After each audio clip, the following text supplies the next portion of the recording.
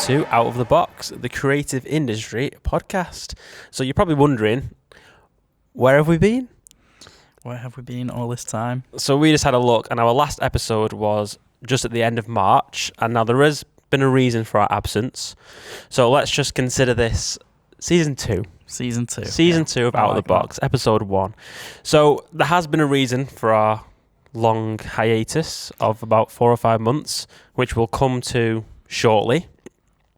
But let's just catch up with ourselves. Let's let everyone catch up about what we've been up to since March, really. Yeah. I guess just share... Outside of work, during work, bit of both. Bit of everything, just sort of general life, because I don't know about you, but the last time we did this podcast, it could have been last week. Yeah. It literally has been the quickest 4 months maybe ever of my life. Yeah. Well, I was just thinking back of something that we were doing, and it felt like it could have been yesterday, but What it was was actually 4 weeks ago, and that was our headline gig with band. Yeah. Yeah. And it just shows how time flies when you're having fun and you're so busy. So we put our last episode on the 28th of March. It's now the 30th of August as we're filming this. So that's April, May, June, July, August. A full 5 months. That is crazy. Almost half a year. It'll be Christmas. It's No, Christmas. I hate that. It's 16 Fridays or something like that. I hate that. Crazy, that, innit? Yeah. So then, what have you been up to, Oliver? I guess in order then. So just after we filmed the last episode of this, which was episode 10, which was about drones, I then went to Iceland for the week. So as you know, that was a trip I'd planned for like a really long time, and it's probably the trip I was most excited about ever. And like, I have to admit, it was literally like the trip of like my life so far. It was that good that I feel like if somebody said to me now, what do you want to, you can go anywhere for a week, I'd probably go back and fill in the gaps that I missed. Oh, yeah. Like, genuinely, I think I would have. Anywhere in the world you can go now, I think a contender would be to go back and redo the trip and fill in the gaps of what I missed. What did you miss? Like, well, let's start with what did you actually achieve when you were there? Like, what did you do? Give us a bit of a plot. So it was the first holiday where I think I've had like complete freedom. So I went with my girlfriend Laura, and you know that. Oh, did you? Yeah. And the most complete freedom holiday I've ever had. So the first thing we did was pick up a car, and we did like a first day of like all the really touristy stuff like Blue Lagoon and like the capital city and stuff. And then after that, we hopped in the car and we drove the whole country anti-clockwise around the coast. And it was just like the first day was like waterfall after waterfall. Like if it was in this country, it'd be like everyone would flock there countrywide to see this one waterfall. We were seeing like 10 in like the first day. And then you hit like East Iceland, which was like all like really mountainous and really cool. And then North Iceland, which was like really volcanic and like lots of hot baths and stuff. And I don't know, it's just the best. It was intense because we like filled like every second and you saw the itinerary, like it was like to the hour. And like I'm not gonna, well, I am gonna toot my own horn, but it was like planned so meticulously and well that when we got back in the car after like seeing like a waterfall, it was like, okay, like we're going here now. And we did like 2,000 miles of driving in the week, and it was a lot, but it was all, I've never had a holiday like it. So yeah, that was really, really good. Sounds incredible. It was awesome. So if I was to go back, it's just, you know, the itinerary was so like to the hour that we were like, we're going to have to drive past this really cool thing that we didn't know existed. Yeah. Because we've planned to do something else. But even that was April. Jeez. Yeah. Louise. Well, in other news, you had a trip of a lifetime to Iceland. I bought a paddleboard, and I've been going paddleboarding pretty much every week since I got it. That's cool. We went last week, didn't we? Well, 2 weeks ago, and it was fun. Yeah, it was really cool. Don't think of it like it's does it sound small, but that's like something you'll do for years now. You'll have that paddleboard. Yeah, very true. I've been quite ill over the past like 6 months, so I found out I was vitamin D deficient. So what a better way of getting out in the sun than to get up on a paddleboard. Well, that's because you're constantly locked in your control room recording audio. Exactly. The apparently it's a common thing within audio engineers and like producers to be vitamin D deficient. Because you're all little gremlins that sit in your room in the dark. We are sweaty, CAX smelling gremlins. Yeah. So where are you going to take your paddleboard? Where do you want to go? I really want to go to the lakes. I've not been to the Lake District yet with it. We were talking about going to Derwent Water, is it? Yeah, just in Keswick. I think it'd be really cool there. But we need to get a riddle on really, because as soon as it hits, sort of the end of September, going into October, it's getting a bit chilly. But I got my wetsuit. I'll brave the cold water. I nearly said weather. Brave the cold water and the cold weather. To be fair, when we went on, what's it called? The Manly Mere. When you jump in, because you're like, it's not like it is cold, but it doesn't feel like bad because you. It's the initial shock gets you, and then it starts feeling like the water's warmer than the outside because you're cold. Yeah, you had quite a few fall-ins. Yeah, I fall in on purpose. I'm just obsessed with water. You were getting really annoyed at me because you couldn't push me off. Yeah, it was quite frustrating. Although there was a point where it was dead windy, wasn't it, the last time we went? Yeah. And you were like, why am I just blowing everywhere? And you and Dan are just staying still. It's because you weigh nothing all the You're acting like a human sail. Yeah. That was hard work that time. Yeah. So, you mentioned the headline gig with the band. That's been something we've been kept busy with the last few months, is the band. Like, we've been ticking away. There was a break in the band again because of, we'll touch on in a minute, but the headline gig last week, for those of you who don't know, we're in a band called the AV Club. It's 4 weeks ago. 4 weeks ago, jeez. I know, that's what I mean. It feels like last week. We played a show at the Deaf Institute, didn't we? Yeah. That was awesome, wasn't it? Yeah, it was incredible. We were talking about yesterday, but that was like the first gig we've done that felt like sort of, we didn't know everyone there, and it was nice that people were coming up to us and saying they really enjoyed it, and we were like, oh, are you related to Joe? No. Oh. Yeah. We don't know you. Like, it was really weird nice. Because during the gig, obviously, you're looking around, like, looking at people, but you sort of tend to sort of fixate on people like, looking out in the crowd. It was only after the gig that I realised that there was so many people there that we just didn't know that were coming up for, like, photos and autographs. I felt like a famous person. I felt like a rock chick. Because we said, like, we'll bring we had a couple of t-shirts left over, didn't we? And we'll bring them, and if people want to buy one, like, whatever.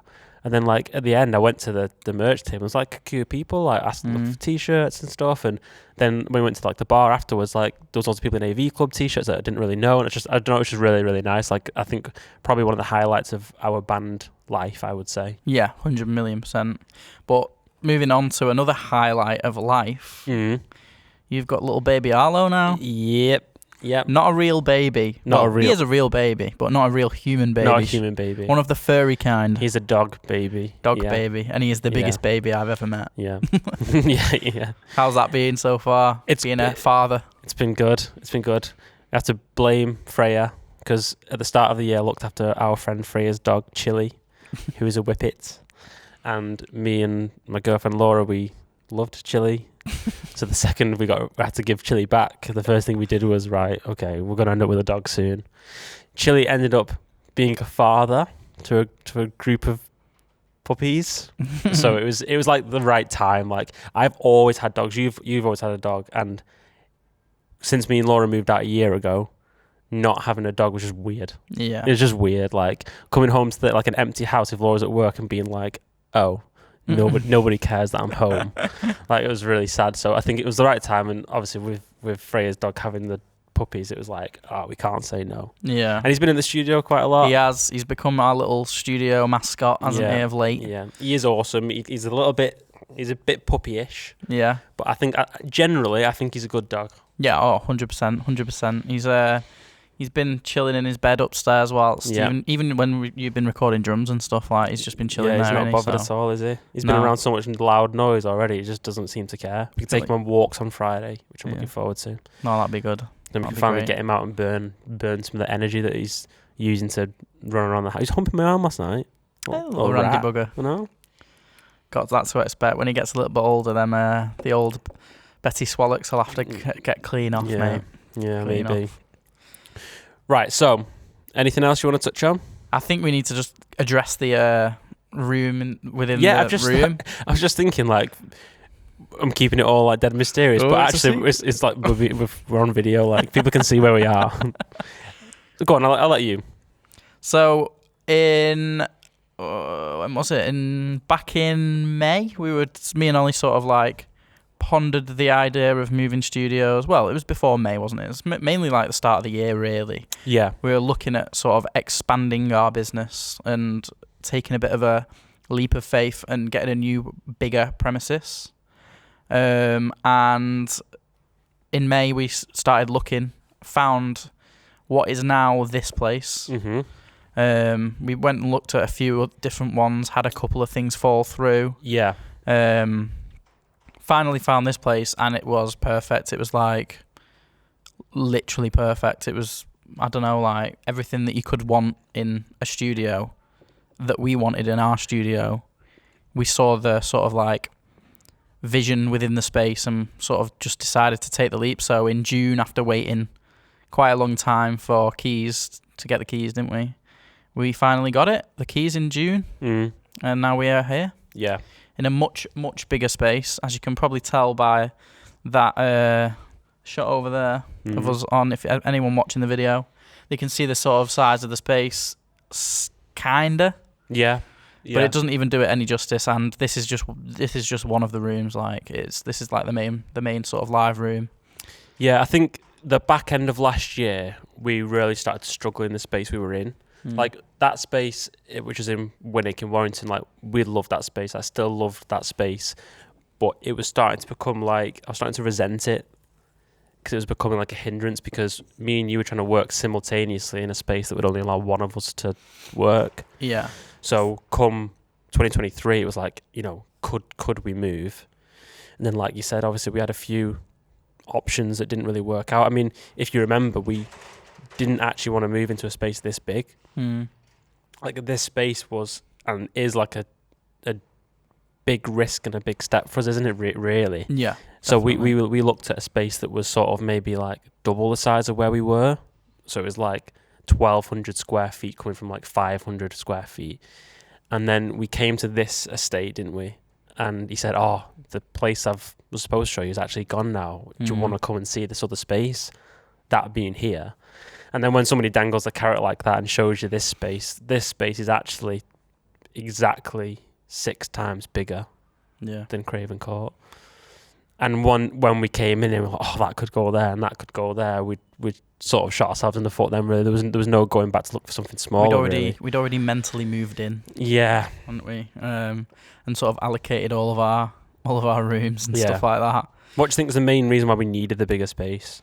I think it's definitely like what you say, like we just outgrew it as like a partnership between my side of the business and your side of the business. I think like if we were using it solely for the recording studio, perhaps maybe we could have got away with staying there. But because of the fact that we swap all the time and sort of you have video shoots, photo shoots, like you were very limited in what you could do in there. I suppose you could say that for audio as well. You were still limited, although it worked more than it worked for photo and video, didn't it?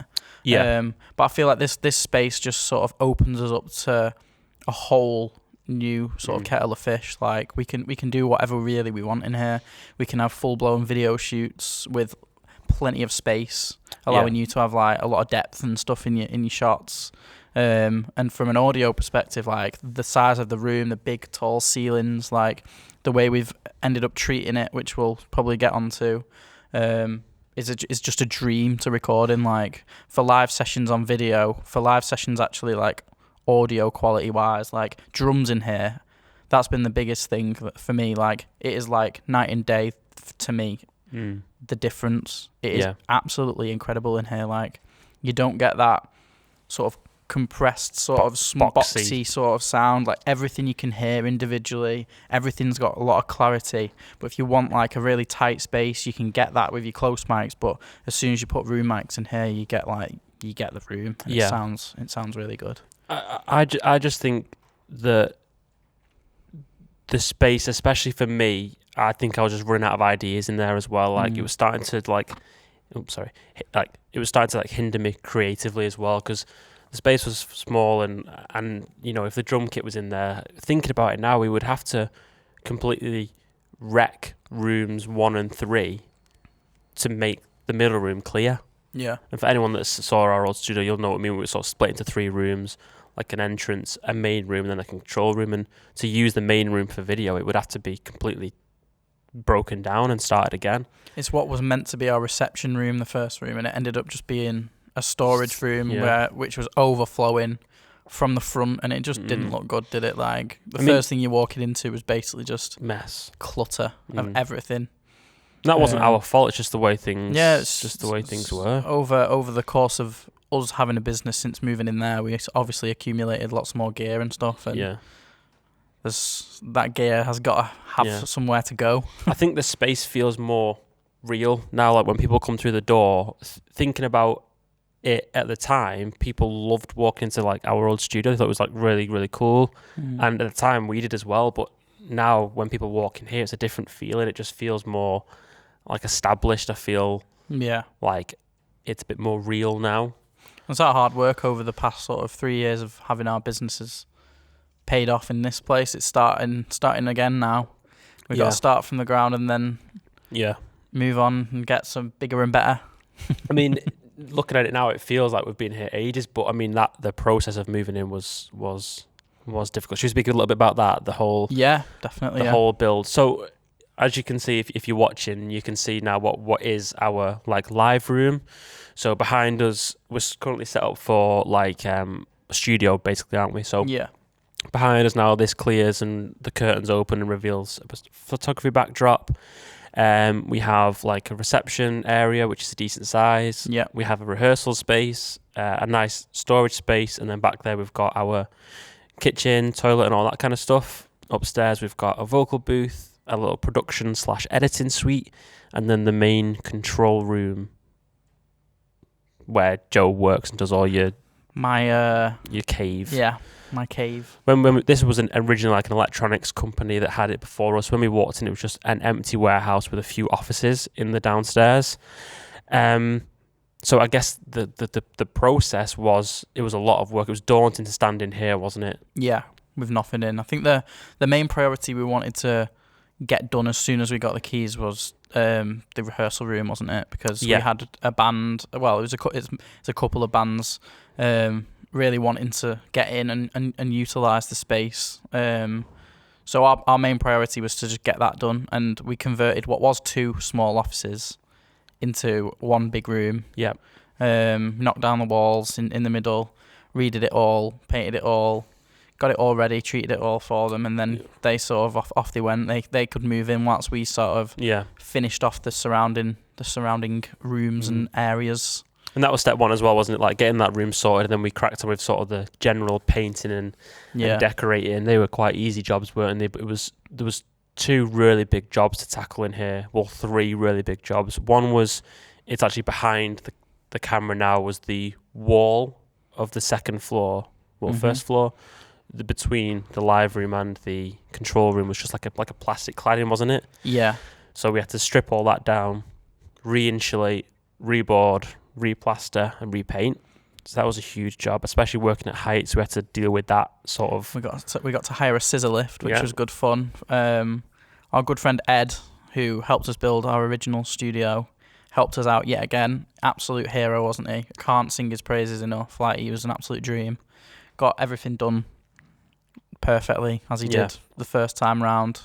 We had like help from I mean, when we had the other studio, we really had people chip in, and we were really grateful. But this time was like people could chip in, but it was proper work, wasn't it? Yeah, this was much more of a major operation, wasn't it? Yeah, and the people around us, Ed, obviously, like you said, owns his own business, and he pretty much was just there for a month, wasn't he? Just grafting away for us, and like your dad as well, and our other friend Vish helped us, and we just couldn't have done it without them. So that wall was the first thing to tackle, wasn't it? Yeah. And then, as you can see, the curtains behind us, they go right the way around the ground floor of the studio and on the back wall there as well. So it was the problem solving that was difficult, wasn't it? Yeah, it sounds simple saying like, oh, let's put curtains around the sort of circumference of the room. Is that what it's called? Yeah, circumference? Yeah. But then obviously, when you don't have a wall to put them on in some places, it's not always as easy as just whacking them up. So we had to sort of problem solved and think of the best sort of the best way of hanging the big heavy sort of like theatre curtains, aren't they? So yeah, because like you said, it in theory, we'll whack some curtains up, but it was, do we use bars? Do we use rails? Do we use wire? Do we do this? How do we get up there? Which curtains do we use? The measurements, and it was all things that we couldn't do till we got in. Yeah. So we sat there waiting for keys, thinking, right, we've got so many questions, we need answers to. But when it's not physically in front of you, it's so hard. So when we moved in, it was, and in the end, if people are wondering, we opted to go with like wire. So the wire runs all the way around, and we tensioned it, didn't we? So they're nice and tight. Yeah. And you happy with how it came out? I think we chose the right way of doing it. Yeah, I'm absolutely buzzing. Yeah. It was the best way. Obviously, as a business, you've got to think about costs as well. It was the most sort of affordable, not the most affordable way, but it was the best way, with sort of like thinking about the costing at the same time, way of doing things, and I think it looks great. Like there's like, you can't even see the wire; it just looks like floating curtains. Yeah, it came out well in the end. But So, then obviously we had to use a scissor lift for that and stuff. It was hard work, wasn't it? Yeah, 'Cause that was in theory, we'll just hang some curtains, but So the next big thing for which I sort of tried to take control of with my artistic visions of drawing in your old diary yeah. was the gobos and the panels. So as you can see, if you're watching the video, there's like big freestanding, what we call gobos, which are basically like big, massive, freestanding on wheels acoustic panels. So I sort of came up with the idea of using these to sort of control the room, because obviously we're in much more of a bigger space now. So I feel like they were a must. So started building them, and then this time round, instead of buying acoustic panels like we did in the old place, which can get pretty spenny, we decided to build our own. And for the money and for the result, it is far superior. Like, we ended up building a big, massive whisper wall for behind with big bass traps. We could design them however we wanted to, so we had like all the sizings and stuff perfect for our room. And I feel like that they have made such a big difference. Like, we never had that level of control in the old place. So yeah, it was just great. I have to admit, I think at the time when you were explaining to me about the gobos and the panels and the whisper wall stuff, like, you can admit I don't mind. I was probably quite difficult because I didn't really get it. And when you're describing, we're going to have 6 foot massive freestanding walls in the space, I was fairly skeptical because I didn't really understand it and stuff. But I have to, give you credit. You did. Your math was mathing as well, because all your measurements were spot on. All your costings and stuff were spot on. Like, the amount of material we needed. Obviously, we worked it all out together with material, and but the wood, the timber, the stuff for upstairs, the whisper wall. I will give you a bit of credit on that, because it did. Appreciate it that. is like pretty much spot on, and it does look. It does look great. Yeah. It looks the part. I mean, I know it's not really there to look good, but it's always a bonus when it does. Yeah. So yeah, we had help from, obviously, again, Ed building these. We had help from Freya from AV Club. You obviously helped. Hannah. Yeah. Hannah helped quite a bit with the absolute chief stapler. Dan and Hannah came and helped us with the stapling of material and painting and all sorts. So it was a major operation. And do you know what? We're lucky as well, because some people might not have that network of people that can drop things and come and help. So, we are appreciative of what we now have to work out of, because we are lucky really of what we have and who helps us and stuff. So it is a good space. The only thing you've not mentioned is the vocal booth. Oh, mate.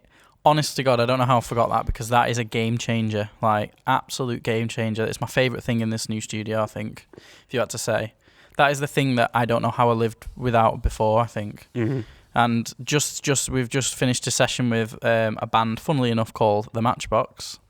And for the first time, we used the vocal booth to record an amp as well. So put the amp in there and had the player in the live room, and everything's sort of wired so that it can be connected like that, so you can plug a guitar in to an amp but whilst you're in a different room. Again, game changer, absolute game changer. Everything just sounds so tight, just so much better. It's things that you don't know what you've got. Like, you couldn't go backwards now.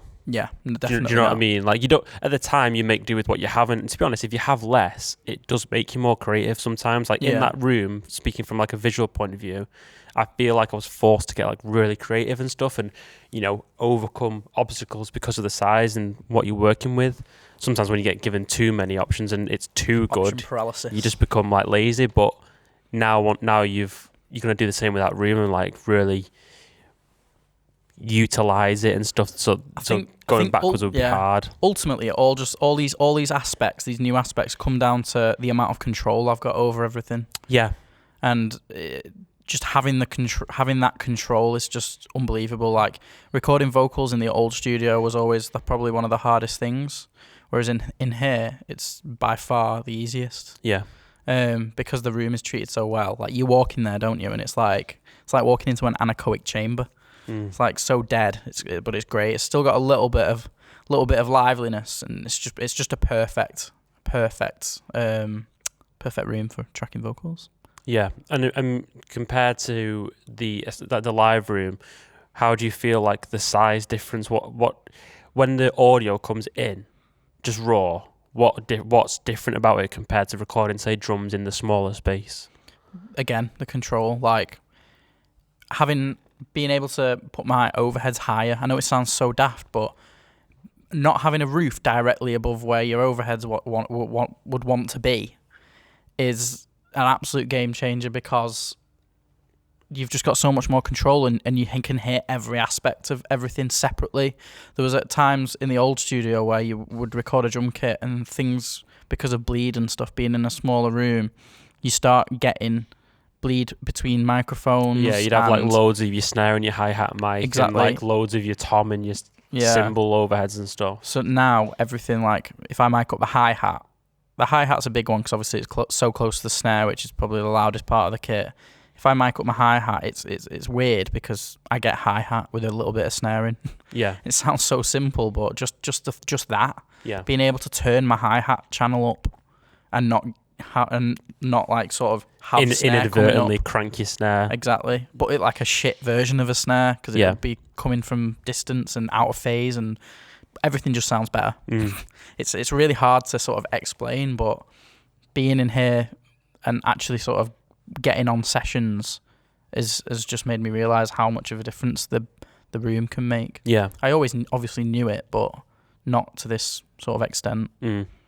So that sort of covers all the audio side of what we've built: the vocal booth, the production editing suite, control room, live room. Let's talk about what other plans and what we can do with this space that we've now got. So obviously for me, one thing, it was like the music videos and photo shoots. So I think we mentioned it a minute ago, is moving this kit out reveals like a photography backdrops which are on the wall. So even I've not done many since we moved in, but even the ones I have done, just changing. We have like a system, don't we now, like on the wall that goes between the colours of backdrops and stuff like quite easily. I've got room to move my lights out, that kind of thing. Done a couple of music videos in here, a couple of live sessions in here, and having the space to be able to go behind the bands and see the full band and stuff is really cool. We can also use this space obviously as a podcast setup, which we're doing right now. And then we've also been using this room as a rehearsal space, haven't we? Like, we have. Our band have practiced here, and it feels like you can hear everything more because nothing's smacking off walls over and over again and stuff like that. You can leave practice without ringing in your ears because you feel like you've had the PA that loud to be able to hear it over everything. Yeah. And I think, just think about it then, as I was going through the list of what we have to offer now, the rehearsal, the live room, the photography setup, you know, we've even spoke about completely clearing this space out, having it as an empty room for Zumba classes if people wanted to, you know what I mean? Like, we could offer that. I think, thinking back to this podcast in episodes, maybe 1 or 2, we spoke, I think there was a full episode about the future of this business, and we spoke about the potential of Matchbox Productions becoming, you know, it is a studio and it is, you know, music videos, whatever. We're thinking of it bigger than that, as like a multimedia, like creative hub. And I think without realizing, that's where we are. Yeah. And that's where we're moving towards. You know, we've got the rehearsal space, we've got the podcast set up, got the photography set up, and, you know, people can dry hire this space, photographers can come in and use this space as a photography studio. I think we are creating what was needed in Warrington, a creative space. Yeah, definitely. I agree with that. I think it's allowed us to sort of maybe create a little bit of a shift in our entire business plan. Yeah, because like you say, like we've always sort of had it in the back of our minds, is that what we want ultimately wanted to become, but we, like you say, we've sort of beginning to achieve that now, and it does feel great. Like just the people you meet, like even just meeting a band that come in for a rehearsal opened you up to so much more. Like even just networking with people. Like we had a guy in here the other day, and he was showing me how he's got like a new guitar which he'd bought, and little things. I'd never even met him before, but obviously musicians instantly can bond over new equipment or gear. So he was showing me this like 60s original Fender Duo Master, Duo Sonic even, and it was unreal. Like it was well cool. Yeah. And like I just sat chatting with him like in here before his practice, and was playing with him and stuff, and it was sick. It was really cool. I think because we had our eyes on moving to a medium-sized space, let's say, it was only gonna like grow our business the same way as what we were currently operating. I don't think it would have been a drastic change personally if we'd have moved into the other one in Warrington. Mm-hmm. It would have been a bigger space. We've done loads with it, but I think this size has completely maybe jumped us like a little bit further than when we were, in like a scary way as well. Like it's been a risk for us. It'll still continue to be a bit of a risk until we really, really settle in, like financially, if you like. It's going to be harder work, but even though it's costing more, we're open up to be able to do more with the space. Yeah, and I feel like since we opened our doors 6 weeks ago, I think it was now, where we had Stan in. Yeah. Since then, we have been non-stop chocker. Yeah, because we had to sort of make sure that... So another thing that we've not mentioned is with the build that was stressful is we had a deadline, didn't we? Yes. So the things we listed before, the painting, the curtains, the wall, the vocal booth, whatever, we decided that we would give ourselves the whole of June with our old studio still available to us, and then 2 weeks in July, so 6 weeks in total to get everything done, which I feel like was a decent amount of time. We said that, one, we can't afford not to have something booked in because we can't afford not to. And two, that we would have to work towards a deadline, otherwise we might not, drive ourselves forward. The problem is we didn't get the keys until mid-June, so we effectively lost 2 to 3 weeks. The booking was already in. Again, we can't move it for financial reasons. We can't move it for logistic reasons. It was looming, wasn't it? Yeah. So that was a problem, because obviously you move one person back, it affects somebody else. So that was the deadline, wasn't it? Yeah. So all those things, it was fairly stressful at times, wasn't it? But, we got there. We got there, and what we were doing at 3 a.m. the morning of the session that was due in at 10, do you remember? Yeah, still fiddling with drums and... Not even that. Can you remember what else we were doing?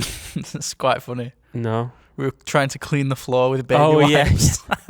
Yeah, so as we finished the wall, it had to be sanded and stuff. So we have this how would you describe this wall? Like a floor it's like concrete floor. Yeah, it's got like a finish on it, hasn't it? But it's got like loads of little bumps in it and stuff, so all the dust had fallen into the bumps. So it's sort of set to try and make everything look as nice as possible. The mop wasn't working; it was too deep, so we were on our hands and knees with baby wipes. Ollie had the great idea of just trying to clean one little divot with his wet wipe, and it worked. So then half an hour later, we were still fucking trying to clean it. It worked though. It did work. To be fair, it did work.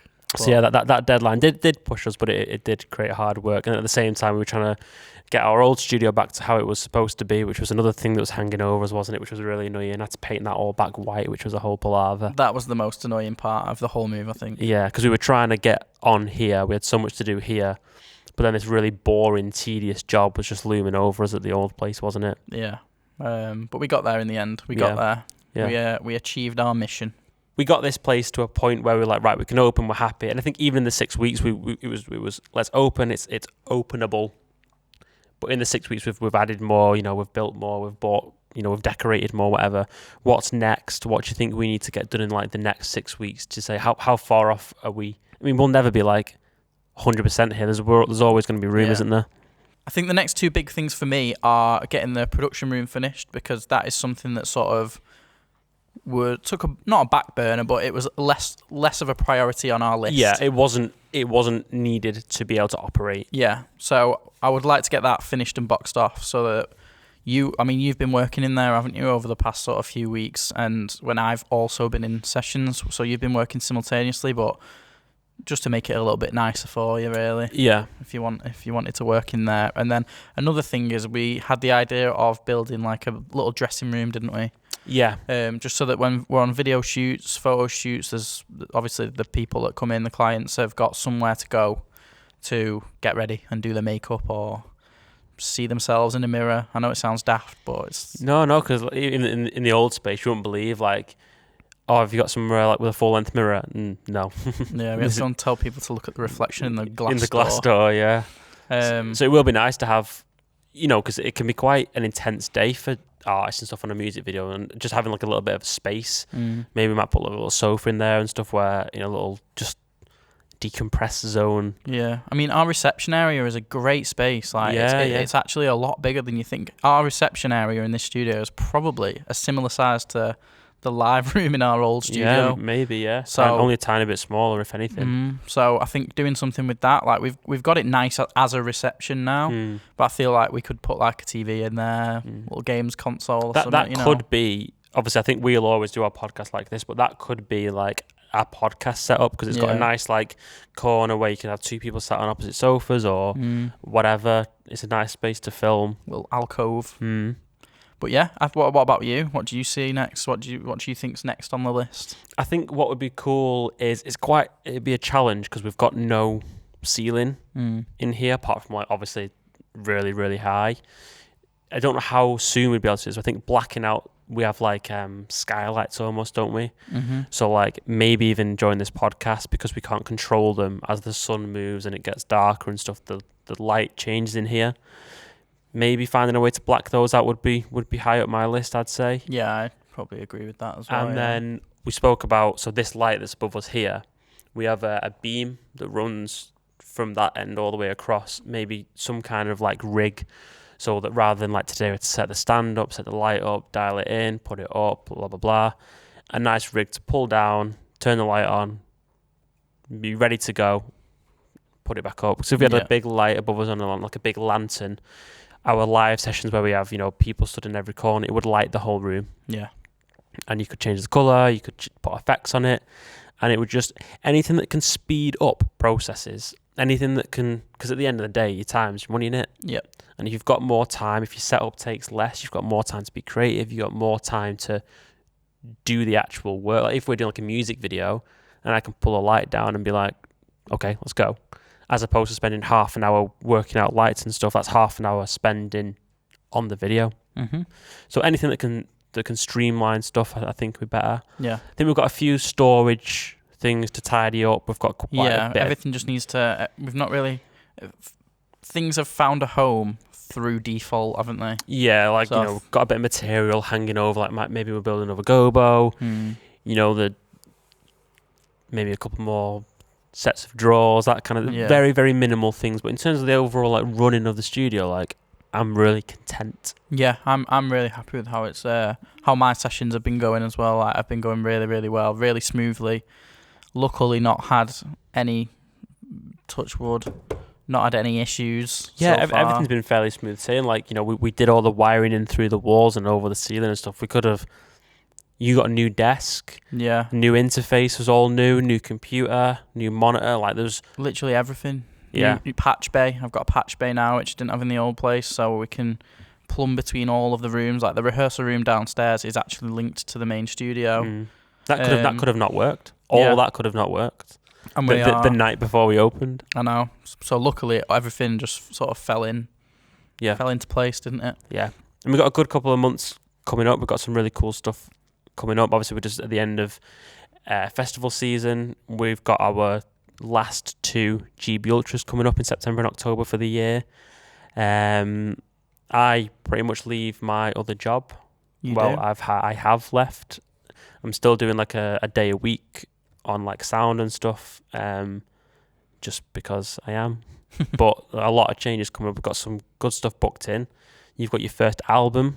I have, yeah. Coming up in November. Like, big projects, really, that we're really looking forward to. Yeah, it's been a cool thing. 'Cause I've worked on an EP so far in this studio, and I feel like quite a lot of the upcoming bookings are EPs as well. So it's nice to work on sort of bigger bodies of work and spend more time with people that come into the studio. So less of a rush knowing you've got like all those days to just really delve into the work.